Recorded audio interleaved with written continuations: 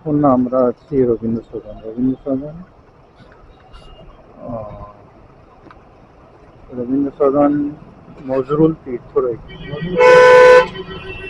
নন্দন। রবীন্দ্র সদন নন্দনের কাছে এখন আমরা আছি।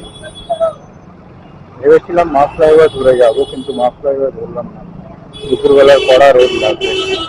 আর আমি একা না, আজকে আমি নিজের পুচকুটাকে নিয়ে বেরিয়েছি, যাকে আমি নিজের মাম্মা বলি, তাকে নিয়ে বেরিয়েছি, ফ্যামিলির সঙ্গে আছে। তাই মা ফ্লাইওভার আজকে ধরলাম।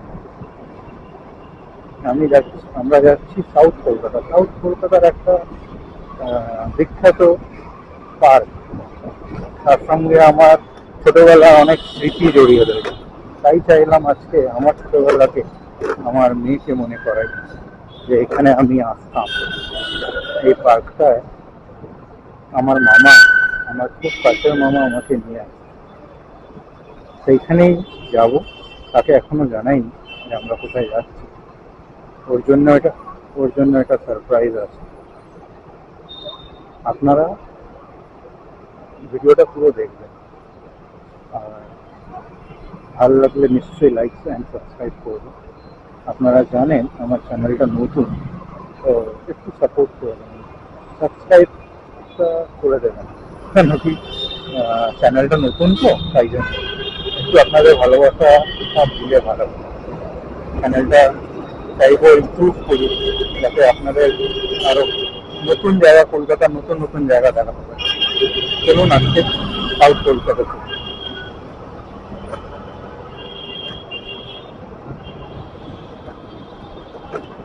আমরা, এই হচ্ছে সেই পার্ক। এখন আমরা পার্কের ভিতরে যাইনি, রবীন্দ্র সরোবর লেক, রবীন্দ্র সরোবর পার্ক বলছিলাম, রবীন্দ্র সরোবর লেক বিরাট বড় হচ্ছে পার্কটা। আমরা যাব, এটা হচ্ছে গোলপাস থেকে টুয়ার্ডস রাইটে গেলে এটা আপনার পরে বিরাট বড়, বিরাট বড় park। আমরা এখন পার্কের বাইরে আছি। আমরা সেকেন্ড বা থার্ড গেটে গিয়ে ঢুকবো।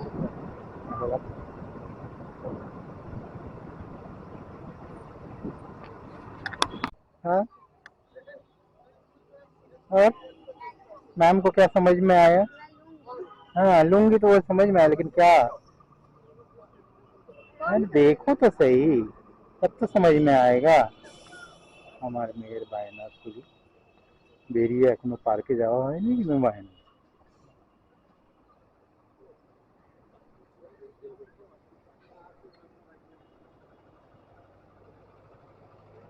समझ में आया। এই সেই পার্ক রবীন্দ্র সরোবরে, রবীন্দ্র সরোবর আপনার টুয়ার্ডস এটা টালিগঞ্জ লেককেও বলে, এটাকে টালিগঞ্জ লেক, রবীন্দ্র সরোবর